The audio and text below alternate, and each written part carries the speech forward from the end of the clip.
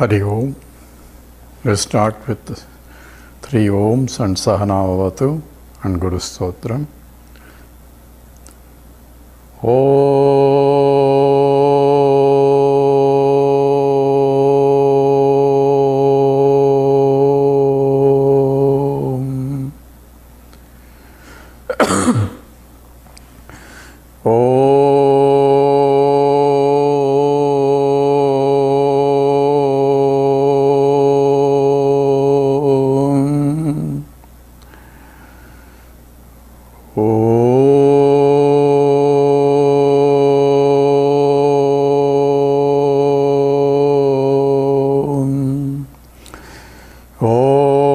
Sahanavavatu Sahanau Bhunaktu Sahaviryam Karavavahai Tejasvinavadhitamastu Mavid Vishavahai.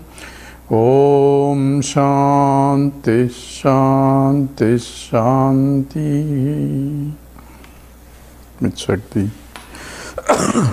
mic is on. Guru Stotram. Akhanda Mandalakaram Vyaptam Yena Characharam Tatpadam Darsitam Yena Tasmai Sri Gurave Namaha.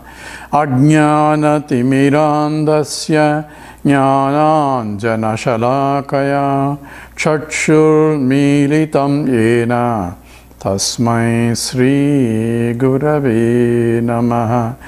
Gurur Brahma Gurur Vishnu Gurur Devo Maheshwaraha Gurureva Param Brahma Tasmai Sri Gurave Namaha. Stavaram Jangamam Yaptam Yatkim Sacharacharam Tatpadam Darsitam Yena Tasmai Sri Gurave Namaha. Chinmayam Vyapiyat Sarvam Trailokyam Sacharacharam Tatpadam Darsitam Yena Tasmai Sri Gurave Namaha. Tvameva Mata Cha Pita Tvameva Tvameva Bandhuscha Sakha Tvameva Tvameva Vidya Dravidam Tvameva Tvameva Sarvam Amadeva Deva Tvameva Sarvam Gurudeva Deva. Hari Om. We just completed the chapter 4, essentially Advaita Viveka, where trying to discriminate two types of Dvaitas, one from the other. One is the Ishvara Srushti, another is a Jiva Srushti. Now we are entering into the 5th chapter, which is the last of the Panchakam. Panchakam is the 5 sets, and all these first 5 chapters are called Viveka. Viveka means a discriminative intellect is needed in order to differentiate what is real and what is not real, or what is unreal, and or what is changeless and what is changing, and what is eternal or what is ephemeral. This discrimination has to be done intellectually to discover what is that which is real, and that is called Viveka. Now we are in the 5th chapter, and this is one of the shortest chapters, and it contains Mahavakya Viveka. So it is a discrimination using Mahavakyas. Mahavakyas we are going to explain, but they are the essential statements of the Vedas, and in the chapter 1 he has already touched some base, and therefore here this chapter, being a short, is only providing you a summary statement that one has to inquire into using Mahavakyas. So Vakya means a sentence. Sentence is the one that conveys some meaning and consists of words, and words which are related to each other in such a way that there is some meaning out of the sentence. So words are obviously related to some objects, because the words should have a meaning, and most of the time words are related to objects or relating to one object to the other. And sentence in the words are in the order so that the syntaxial understanding will be depending upon the declensions. One can find out what's the relation between the words and to make a sentence out of it. And in the meaning of the sentence, because words should have a meaning, and words themselves should have a meaning, and without a meaning any word is just a noise. Therefore we are talking about sentences which makes some sense for us. There are different types of sentences, and when we make a sentence, direct meaning of it is called vachyartham. Vachyartham means direct indicative meaning, and that means depending upon the words we can immediately grasp the meaning of the sentence. Sometimes the direct meaning will not make sense also, but there are other types. In that case we have to use the secondary meaning. The primary meaning will not make sense, therefore we have to use the indicative meaning, lakshyartham. Lakshyartham means what is that it points out to, and therefore we have to use and discard the direct meaning and take the secondary meaning as the meaning of the sentence. And for that only we need a mimamsa. For Vedantic statements we need to inquire what exactly the scripture is trying to tell, that using of words and trying to point out something which words cannot directly indicate, and that's what is essentially lakshyartham. There are several types of the meanings that one can, secondary meanings that one can gain. One is called gauna vakyam.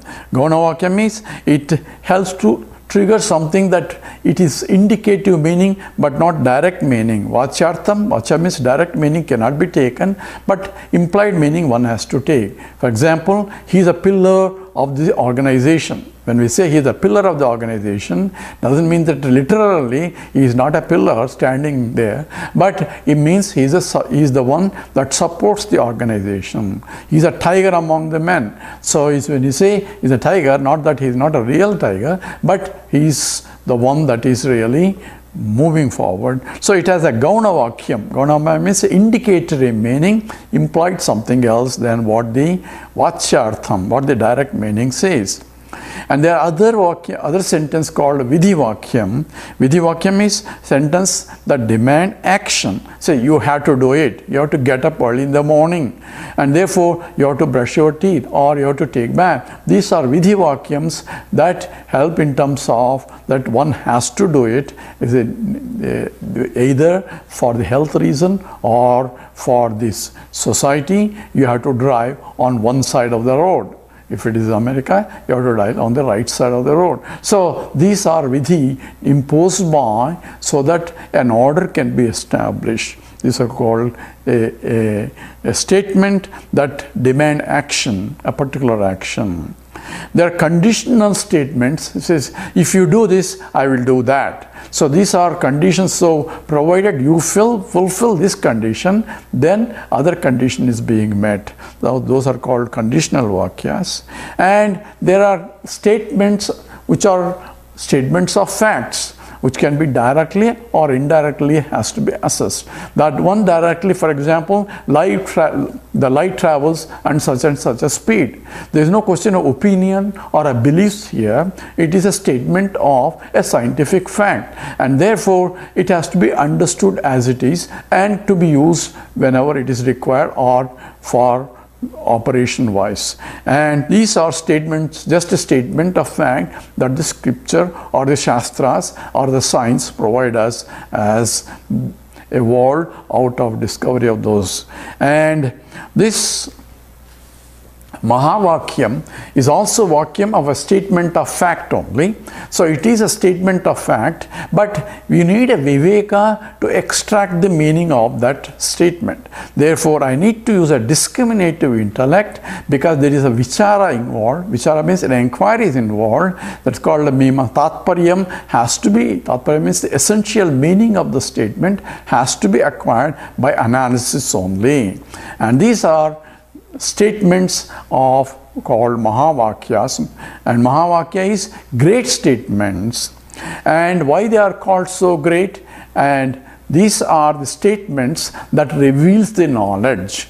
So Vedanta provides you a Mahavakyas, aphoristic statements that reveals the knowledge. Therefore, they are a Pramana Vakyam. Pramana is that a means of which I can know. Pramakaranam, Pramanam, that which provides me knowledge. And therefore, without that I will not know. With that I can know. So these are called Pramanam. Pramanam is a means of knowledge. So eyes are Pramanam to see. For example, when I want to see something, I had colors, for example, I need eyes.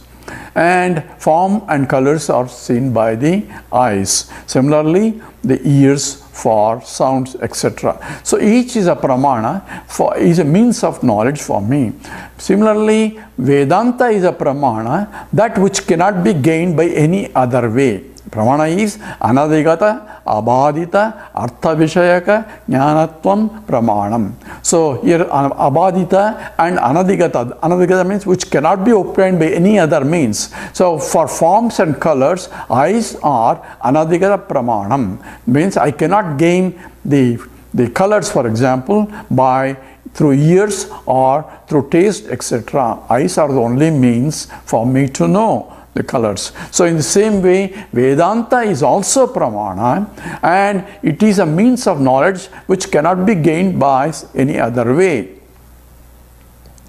And how do we prove that? Because that's what is called Prabala Pramanam. Prabala Pramanam is very strong Pramanam. So the perception is a Prabala Pramanam. I see, therefore it is there. So, and whatever I think, for example, I don't see it, but I can deduce by logically, but that logical deduction has to be proved again by a drishtanta. Drishtanta means by example that I had to prove it.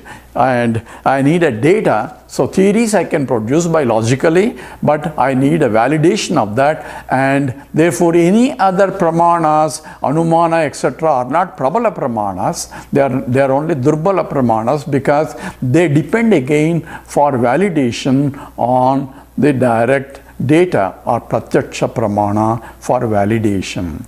And pratyaksha pramana I cannot validate by any other way, because if I say this is this red color, so how do you prove it? Just you have to open your eyes. There is no other way I can prove other than seeing that color. So therefore, that is itself is a direct and means of knowledge for me to know. So and that's what is called a Prabala Pramana.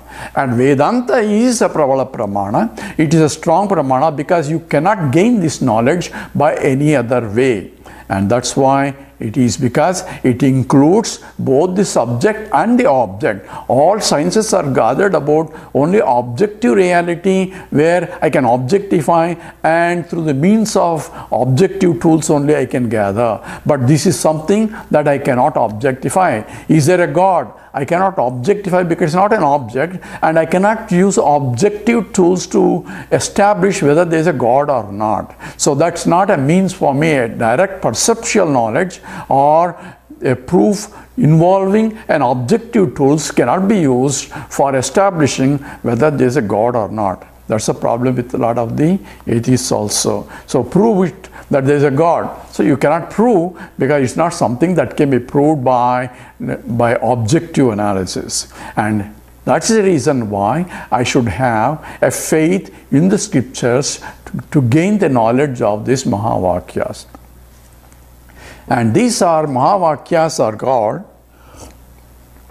great statements because they give the direct knowledge of the reality, and they are called Mahavakyas only because they are Jiva, Ishvara, Aikya, Bodhaka Vakyam. Jiva, Ishvara, Aikya, Bodhaka Vakyam is Mahavakyam. That statement that shows the identity of Jiva and Ishvara, and that teaches that identity. So that's a means of knowledge for me. So it's a Bodhaka Vakyam that it tells you this is so. So therefore it's a factual statement of a fact that Vedanta reveals. So I don't believe it, and that's your problem. But if you want to know, this is a statement of fact, because That's what is called Mahavakyam. And it's called Mahavakyam. It's a great statement. And why it is a great statement? Because it relieves all the misconceptions about myself.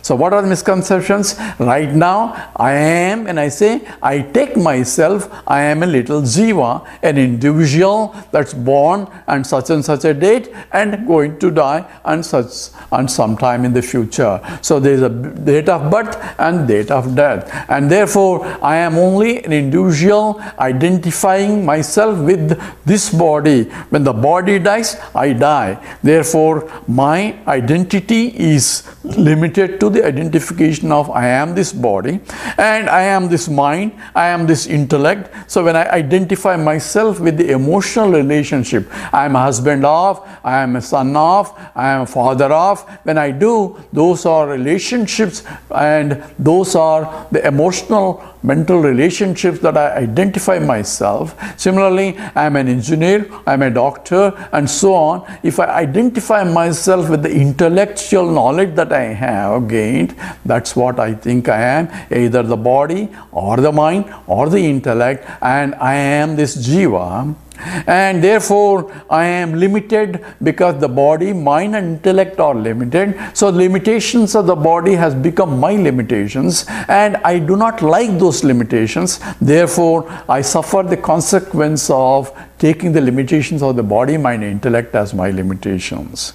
And therefore, there is for me, I am limited in this world. I came into the world and I am going to live in the world. So the world is there before me and world is different from me. And I need this world for me to be happy because I am limited and I want that for me to be happiness. I want this for me to be happiness. So like the whole rat race is only trying to gain something I do not have to make that as I have. So what I have, what I am, that's what, because the more I have, the more I am, more happy I am. So this suffering and struggles goes on throughout my life. So all my pursuits in life is only trying to gain absolute happiness by gaining something or acquiring something, aggrandizing something and getting rid of something that causes pains. So this is the whole struggle is. And I see this world, and world is infinite, unlimited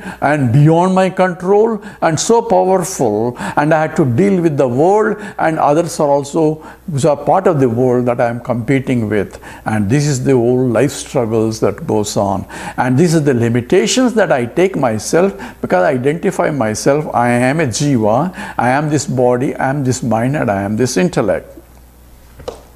And therefore, this world is there and I didn't create this world. Therefore, I brought a third factor which is Ishvara or God who created, because there is an order in this universe and most of the scriptures tell that Ishvara is the one that gives the results of the action, karma paladata. So that I want to be in good terms with the Ishvara. So whenever that I have a problem, I run to the temples, I do this puja, this worship, that worship and so on, so that I can get what I want and doing these actions. So all my life I am going after trying to find out that who is the creator of this whole universe, who is the controller of this universe, and all forces of the nature are under his control, and I want to be pleasing him so that he can give me the results that I want so that I can be happy.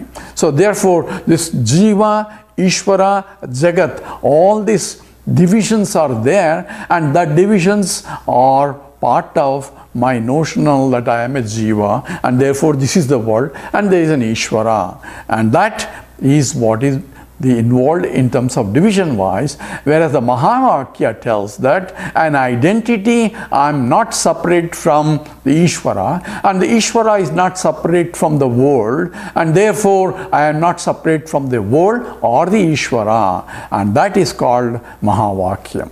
So therefore the Jiva, Jagat, Ishvara, Aikya Bodhaka Vakyam is Mahavakyam. And these are the essential statements of the Vedas, and that's how the Vedanta teaches the absolute truth, because there is nothing beyond, and therefore these are called Mahavakyas, the great statements that one needs to. So what about all other statements? All other statements are called Avantara Vakyas, or the statements that help to understand these Mahavakyas. So all other statements are preparatory to preparing my mind so that I can see this identity relation. It's not knowing something, but it is understanding that identity. It is called aparochataha gyatavyaha. It's direct and immediate understanding of the statement of fact, because it's about me, Jiva. And that has to be understood through these Mahavakyas. And now, before we go into the text, we need to look at what is Jivatma and what is Paramatma, and how this identity relationship through Mahavakyas is established. That also we need to understand. So in this Jivatma means an individual. When I say I am an individual, I am so and so, and when whoever says I am, obviously he is a conscious entity. It's not an unconscious entity, cannot say I am. So one is a conscious entity, and when I say I am what? Who are you? We always identify I am this. This is an object which is different from a subject I am. So there is some confusion obviously involved in the very identification when I say I am this, starting from I am this body. So the body problems become my problem because I take this as I am. And therefore Jivatma involves a notion that I am this, and this keeps changing depending upon a waking state or a dream state or a deep sleep state. So I am a waker, it's called the Jagrat, a waking state, and that state identification with the gross body, I am this body. When I go to a dream, I create my own body inside the dream, and that is a subtle body, and therefore identify myself, I am that Jiva inside my dream, and there's a tiger there and chasing and so on, all the problems in the dream world I am facing. So that is the subtle body that I identify with. And when I go to deep sleep state, I identify I slept well, and I didn't know anything, but I slept very well. So the ignorance, or that which is root cause for all other bodies, called causal body or Karana Sharira, is the three bodies that I have: the Sthula Shariram, Sushma Shariram, and Karana Shariram. These are the three that I identify with in the waking state, in the dream state, and the deep sleep state. And these three states and three bodies are involved. But what is that I am?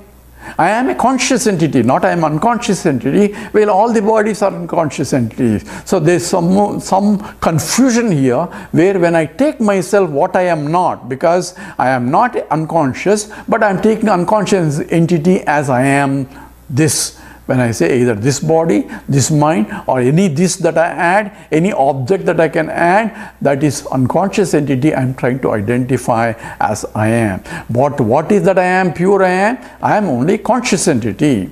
Whereas the scripture points out that consciousness existent that I am is infinite. So therefore, there is Satchidanandam, which is essentially pure consciousness existent, and that which is Chaitanya Swarupam, that is a pure consciousness which is limitless.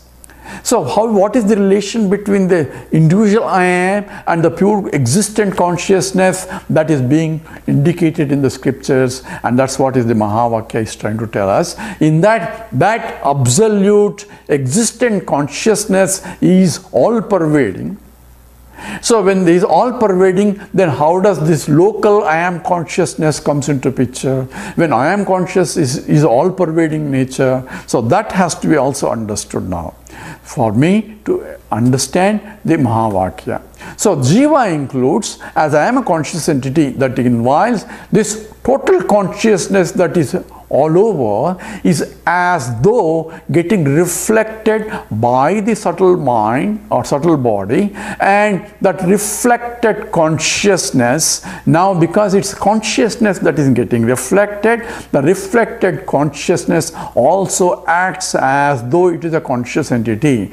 Just like all-pervading sunlight is there in the moon in the middle of the night, I see the moon there as a luminous body in the sky. But moon does not have any luminosity. It is inert. At the same time, I am seeing that it is shining there, but the shining is only a reflected sunlight only. So what I am seeing is only a reflected sunlight. So luminosity of the inert moon is due to the reflection. In the same way, the consciousness or the luminosity of the subtle body or the mind is due to all-pervading consciousness reflected in the mind. So if you ask, why sun, why are you reflecting there? He says, I have nothing to do with that. I am only shining, my light is only going, and it is the property of the moon to reflect that, and therefore the reflected consciousness has nothing to do with the total consciousness that is all pervading. This also has to be understood. So Brahman, when we talk about Satchidananda Swarupam, which is all pervading existent consciousness, has nothing to do with any Jiva and so on. But yet at the same time, in the presence of all-pervading light of consciousness, the subtle body reflects, and in the process of reflection, this is not an ordinary light, it is a light of consciousness. Therefore, the mind also becomes a conscious entity, just as the moon is becoming a luminous entity in the sky.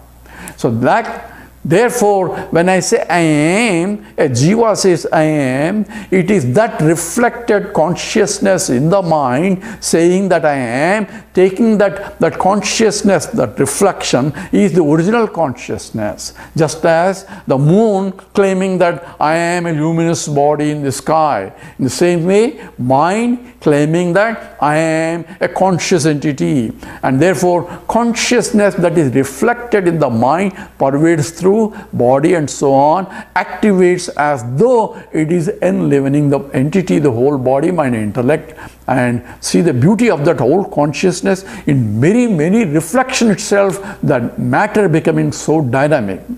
And that is what is Jiva is, trying to identify I am the real consciousness, a local conscious entity, because taking the reflection as the real.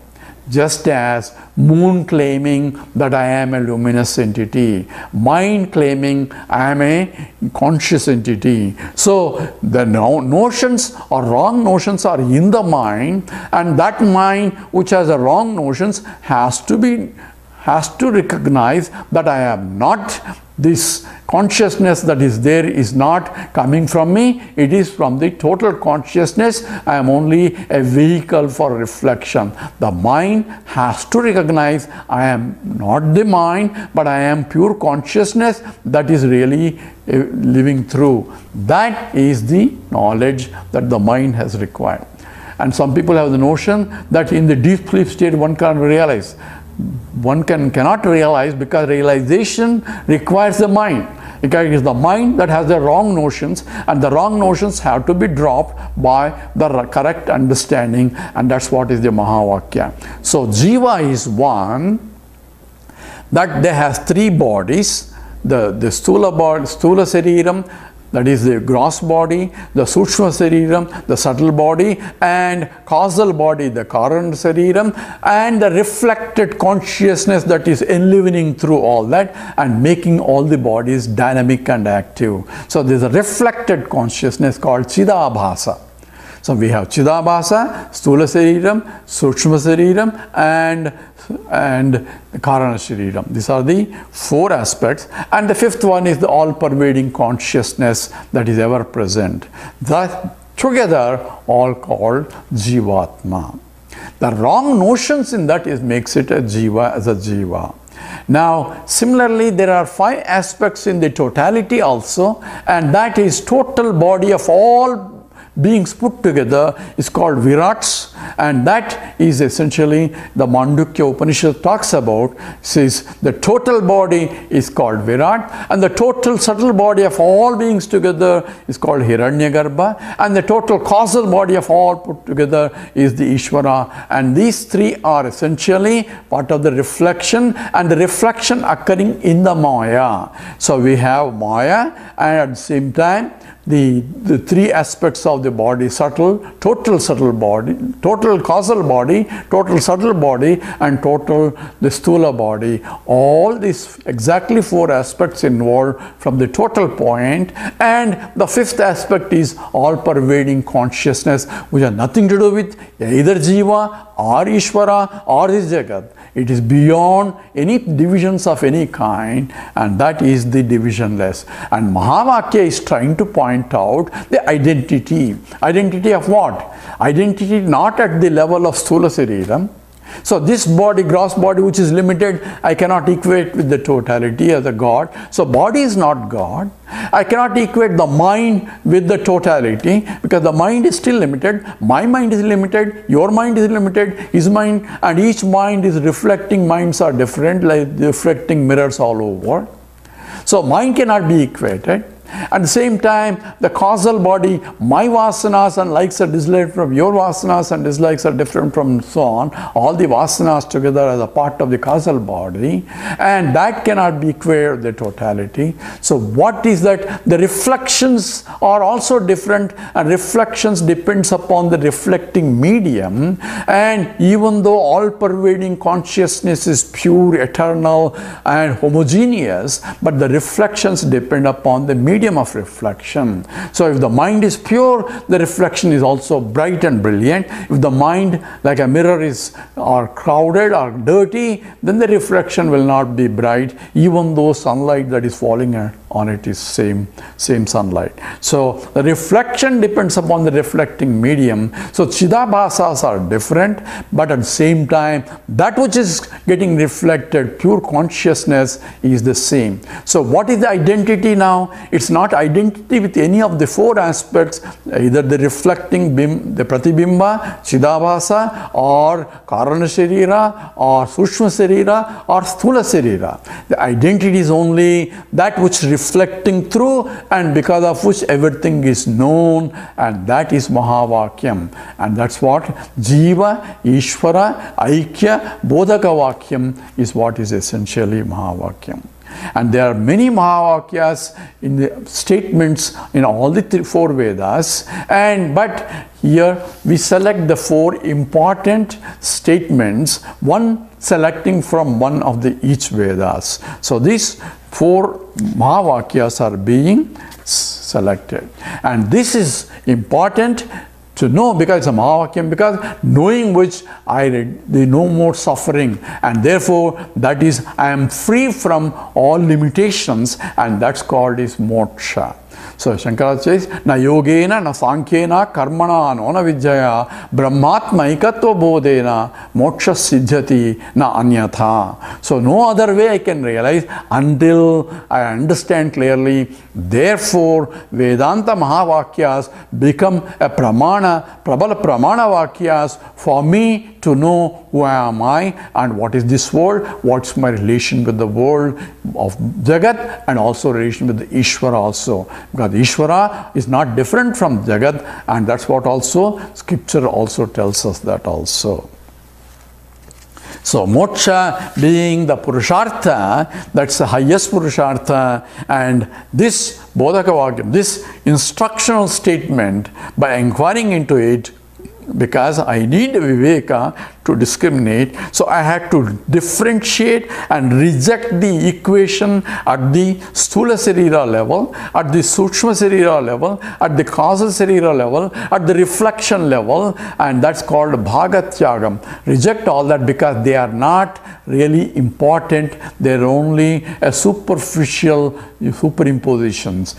What is that really counts is the totality that pervades, from which it came, by which it sustains, sustained into which it goes back. It is when I say the ring is same as a bangle, what am I equating? I am not equating the attributes of the ring with the attributes of the bangle, because they are completely different. The date of birth of the ring may be different from the date of birth of the bangle, but when I say ring is the same as a bangle, I am equating that from which the ring came, by which it is sustained, into which it goes back. The gold is the same in the both the ring and the bangle, the AU part. And same way, when the Aikyam is the Jivatma, Paramatma, Aikya Bodhakam is identity that is being taught, that I am not God, but I am God in the sense that in the essence of myself and the essence of God also is the same. Because even if God comes, you have to say, who are you? He will also starts with, I am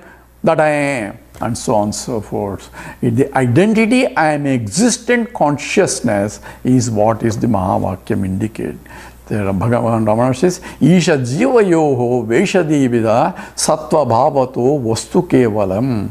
So, Isha Jiva Veda is only on the superficial things. Vesham is a costume that you are wearing that makes you look different from what you are. That's what a costume is. And the costume that a Jiva is wearing, that I am this, etc. So, starting with the reflection, Chidabhasa, and this Karana Sharira, Sthula Sharira, and Sushma Sharira. I am none of that, but I am pure consciousness. That consciousness is same as the total consciousness, and that is the identity relation, and that's what is called Mahavakyam.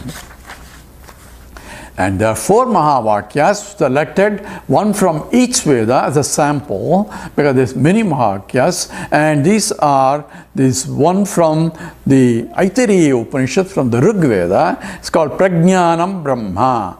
So Vidyaranya is going to analyze briefly each of the 4 Mahavakyas, taking 2 slokas for each. So total there are 8 slokas in this chapter, and it starts with Prajnanam Brahma. That is coming from Aitareya Upanishad from the Rig Veda. The second one is Aham Brahmasmi. That is from the Brihadaranyaka Upanishad, that is Sukla Yajurveda. So first one is from the Rig Veda, second one example from the Yajurveda. The third one is Tattvamasi, you are that. And this is coming from the Chandogya Upanishad 6th chapter and Sadvidya. There it is coming from the Samaveda. Chandogya Upanishad is Samaveda. And the fourth one is I am Atma Brahman. This Atma is Brahman. That is from the Mandukya Upanishad, and that's from the Atharvana Veda. It also occurs in the Brihadaranyaka Upanishad, but here we are taking sample from each Veda. So each Veda, the Upanishads in the end part, Vedanta, these Mahavakyas are there. There are many other Mahavakyas, but we are going to analyze as the main starting point, because all the Vedas are essentially pointing out same statement of Pramana as a Prabala Pramana, a strong Pramana that gives you knowledge of identity. So all the Vedas are essentially pointing out to the same truth, and that's why we select 4 statements, one from each Veda. Even Bhagavad Gita, there are several statements that Krishna tries to identify that which is beyond, and that is which is essentially the Mahavakyam. Kshetragyam chapimam viddhi sarvakshetreshu bharata.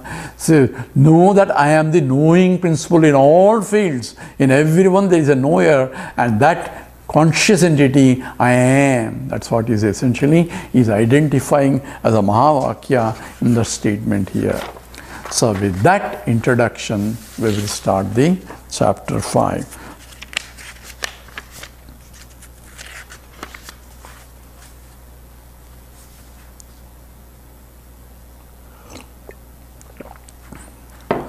Okay, chant along with me.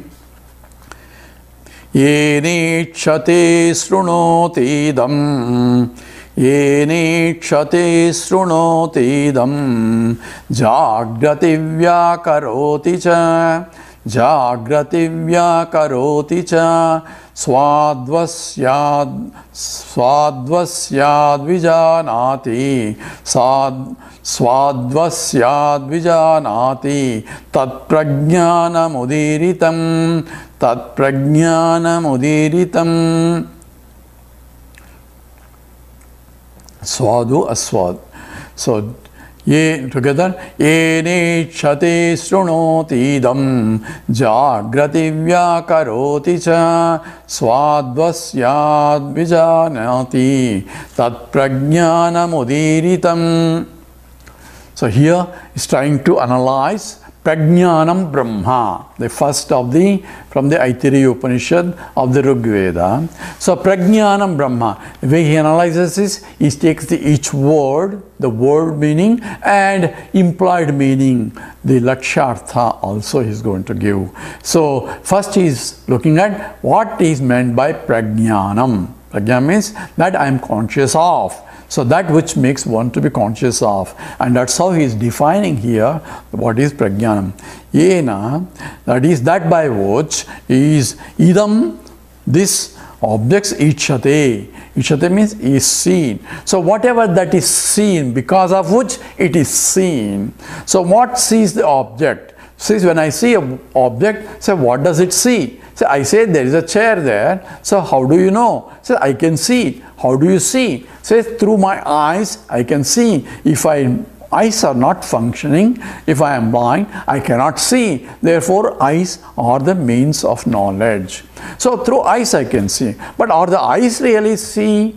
I can see my eyes through the mirror also, but eyes themselves are not the see. Eyes are only a temporary instrument, but that what I see has to be directed to the mind. So mind is a seer behind the eyes.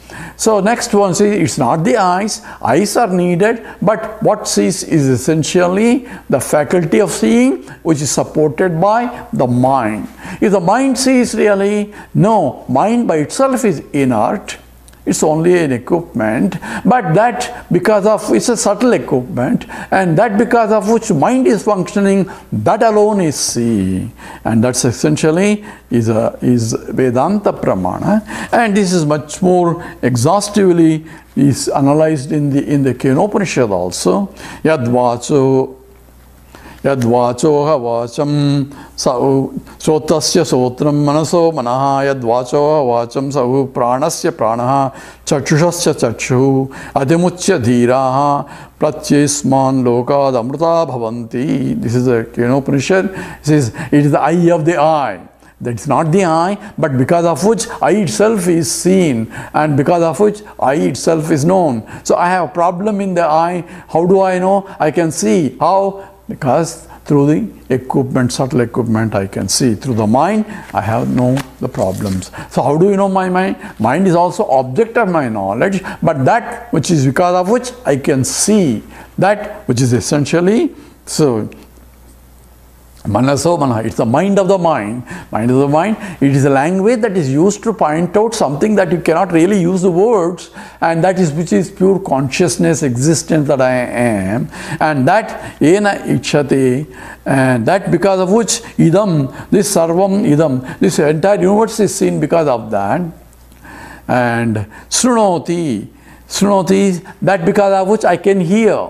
So essentially, that because of which I can hear something there. So whenever I hear, whenever I see, recognize that I am a conscious entity that's able to hear and see. Unconscious entities cannot see or hear. Therefore, that consciousness because of which I can see, that alone is Brahman. Yat chashusha na pasyati, ye na chakshumsi pasyati, tadeva brahma tvam viddhi nedam yadidam upasate. The Kenopanishad says that which eyes cannot see, that one, and therefore words cannot say, and therefore nothing can be talked about that because it's not an object for me, but because of which eyes can see. That alone is Brahman, and not this that you worship here. So therefore it is a statement of fact that is being given out by the Vedanta. So ena ichate, that because of which idam sarvam, and Srunoti idam, Srunataha, that which is Srunoti is hears, and Jigrati smells, and Vyakaroti. So up to this, so Ichati, Srunoti, Jigrati, and these are examples are given for all the five senses, so we have to fill up the rest of the gap. So Sabda, Sparsa, Rupa, Rasa, Gandha, all the five senses are operating, and I am able to see the world, interact with the world because of these five jnanendriyas that are being pointed out in the first sloka, first two lines. And Vyakaroti, Vyakaroti is that which walk, is that because of which I can speak. So now not only the speech is a karmendriyas, so now he is identifying that because of which I have capacity to speak, because I am alive, and the life is nothing but the reflected consciousness functioning first through the subtle body and then through the gross body. Therefore, by the very recognition that I can talk, therefore that itself proves that total consciousness is working through me. So people say, I can deny the presence of the God also. An atheist says there is no God. The fact that he could do is because of the presence of the God only. Because without the presence of consciousness, he cannot even operate. So every function, every action, every perception, everything that I do, only because of him only. That recognition is the Mahavakya recognition, understanding. So, and Swadu, Aswadu. Swadu is here, that which tasty or not tasty, that I can taste is also part of the Jnanendriyas. And Vijanati. So all these are known only because of the knowing principle, and the knowing principle is I am conscious of. When I say I see a chair becomes I am conscious of the presence of the chair out there. So being conscious of is same as knowledge, and therefore Satyam Jnanam Anantam Brahma is defined. Jnanam is knowledge, but because knowledge of pure knowledge, but here I am, because of that I am having a knowledge of this and so on. So because of that presence only I am having a knowledge of this, Vijanati. Knowing from this, I had to deduce by Viveka, using a discriminative intellect, what is the source of this consciousness itself. So even the scientists are investigating what is the cause for consciousness. But you cannot objectify it, because in the analysis I want to find out through the objective tools to evaluate what is consciousness. It's not an object to evaluate using an objective tools. That's why Vedanta alone is a pramanam. I had to use the very subject and cause for the subject, and that is essentially has to be discovered. So Vijanati, so cha tat that prajnanam udiritam, that which is being pointed out, that which is the really knowing principle, because of which even the mind says I know. Both the subject object are known in the mind, and very fact that the mind itself is inert and the object that is known is also inert, but both are supported by the consciousness that is enlivening the mind, and therefore the consciousness that I am through the mind is joining the existence of the object as this, for me to be conscious of the existence of object out there. And therefore this is called prajnanam. This is called this. Whenever I say I am conscious entity, know that that consciousness that I am is only a reflection of the original consciousness. So looking at the face in the mirror, I had to see that the one that I am seeing is the original face. I cannot directly see my face without a mirror.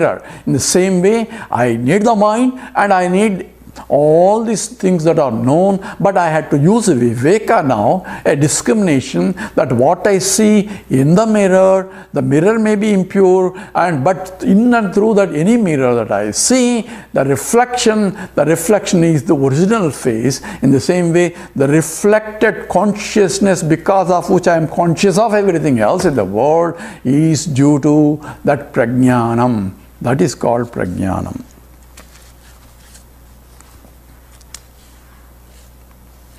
And that itself cannot be pointed out as this, because this is an object. So I cannot say this is prajnanam. So therefore, scientists can never find that this is consciousness, because the one who is investigating what is consciousness is the conscious entity. And he cannot investigate the subject as an object, and the subject can never become an object. And there is the reason why Vedanta is trying to point out what is the very subject and object and the relation between the two, and that's why through the Mahavakyas it is providing the knowledge of what it is. Hence it is a pramana. And therefore Vedanta itself says, it says, na chakshur gacchati na manaha. So eyes cannot go there, and eyes cannot see the prajnanam, mind cannot describe it, but yet you are using an indicative lakshartha. That's why vichara, inquiry is required to discover through the words that which is beyond the words, that which cannot be indicated by the words, that even Vedanta cannot tell. It's only telling us as a darshanam, as a vision for us to see through the Vedantic vision and understand. It is direct and immediate knowledge, and that has to be gained just as you are the 10th man story. And that's what is the prajnanam. In the next sloka is going to define the Brahman for Mahavakya to operate.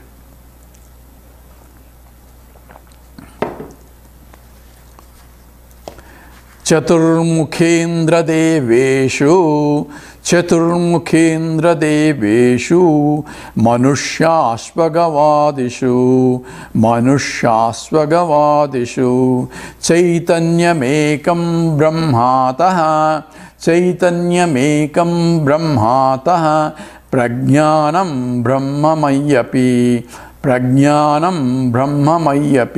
Together, Chaturmukhendra deveshu manushasvagavadishu chaitanyamekam brahmataha prajnanam brahmamayyapi.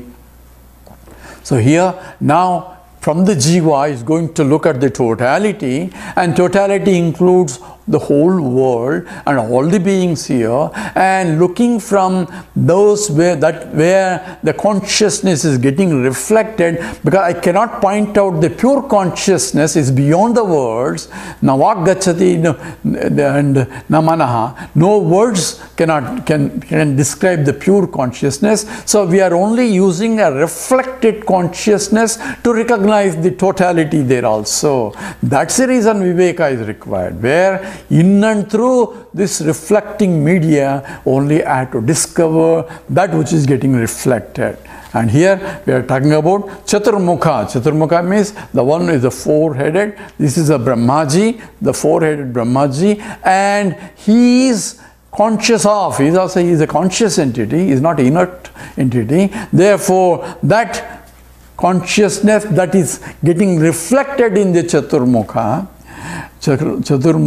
Indra Deveshu, in the Indra. So he's talking about all devatas and everybody, starting from all the way to Prajapati, the Hiranyagarbha. So Chaturmukha, the four-headed Brahmaji, Indra.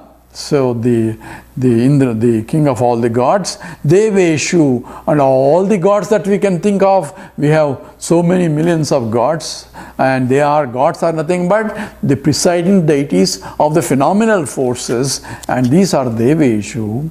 Manushyaha means all the human beings. So all the lokas, in all lokas, all beings and everything that is being pointed out here, in all that is the reflection consciousness, and that which is reflected of both existent and conscious entity is Manushyaha. Ashva means now we are going to lower order of the living beings. Ashva is the horses. Gavadishu. Gava is the cows. Adi means etc. etc. all the way to, you can include everything, including every living entity of plants, animals, everything that is, because all are alive. Alive is nothing but reflected consciousness operating in that equipment and making that inert equipment dynamic, and depending upon the nature of the equipment it operates, and that is the essentially Gavadishu. So even though pure electricity is the same,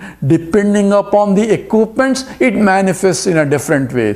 Through a fan it gives you air, through the light it gives you the light, through the heater it gives you heat, through the air conditioner it gives you the cool. So it is nothing to do with the property of the electricity. Practically the electricity is the same, yet the equipments differ. In the same way, equipments are different from the Chaturmukha, Indra, Deva, Manusha, Ashva, Gava. All are nothing but consciousness enlivening the equipments, making it so dynamic. They are alive and functioning only because of that all-pervading consciousness. And the Chaitanyam, that which makes it conscious, and that consciousness that is getting reflected, that all-pervading consciousness is Ekam, that is one alone. And that is what the statement of Ekameva Advitiyam, that which is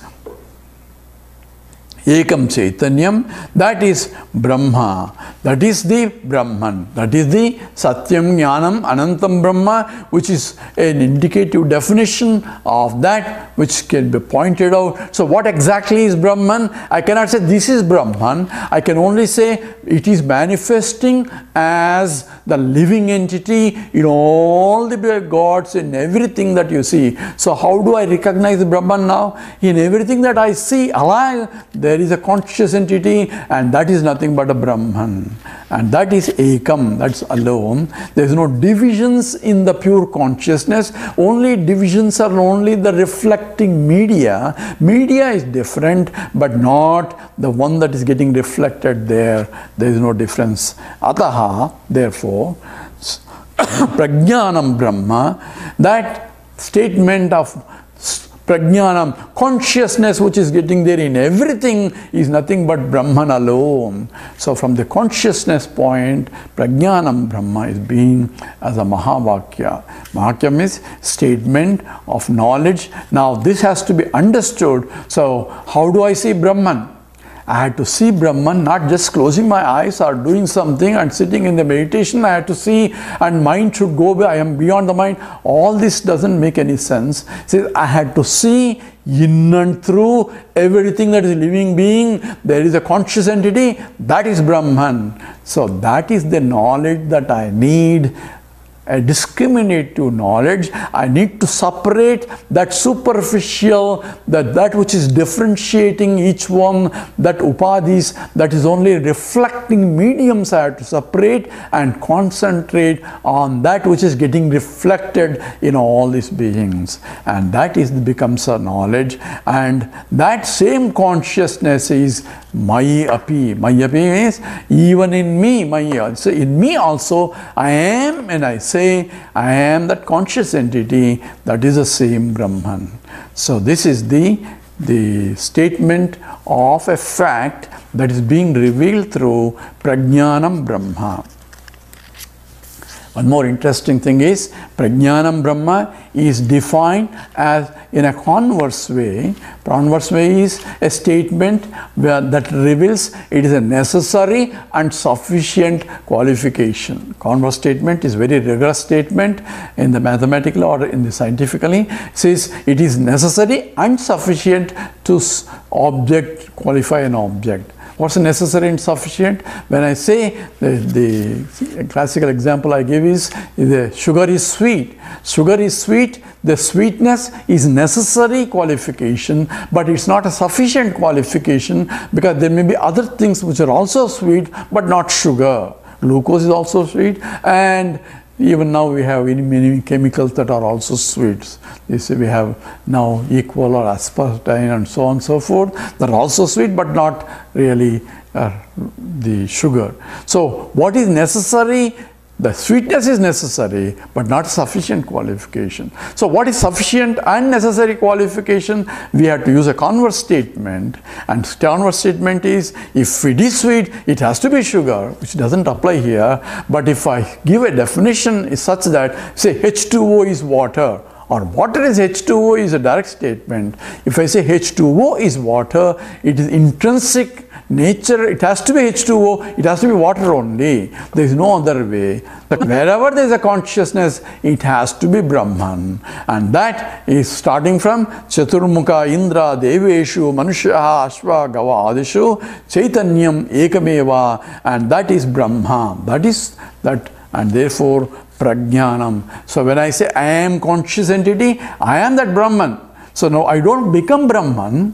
It's not that I am going to become Brahman. It is I have to recognize I am Brahman. Brahman means it is infinite. The Brihad Dhatu means it is infinite. Therefore, this Mahavakya tells me that what I take that I am a limited entity is not correct. It's a misconception about myself. I am Brahman because I am a conscious entity. Consciousness is Brahman. It is the same consciousness that is there in everywhere. And that itself is Brahman by definition of the Vedanta, Prajnanam Brahma. Therefore, the limitation is a Mahavakya because it's a limitation that I am superimposing unnecessarily and therefore suffering the consequence of that. Therefore, understanding that I am conscious entity, therefore I am Brahman, implies that I have no limitations whatsoever. The limitations are only at the body, mind and intellect level. They are only instruments or reflecting media. Reflecting media are limited, but I should not take the limitations of the reflecting media as my limitations. But when I am trying to use the limitations of the media, I had to use within the limitations of the media. But I am not limited even though my body, mind and intellect are limited. This has to be understood through intellectual understanding only. And this is essentially a self-realization involved. Here we stop and we'll continue this talk, the second talk, in 15 minutes from now. So we'll do Om Purnamada Purnamidam Purnat Purnamudachyate Purnasya Purnamadaya Purnameva Vasishyate. Om Shanti Shanti Shanti. Harihi Om. Sri Gurubhyo Namaha. Harihi Om. We stop this here.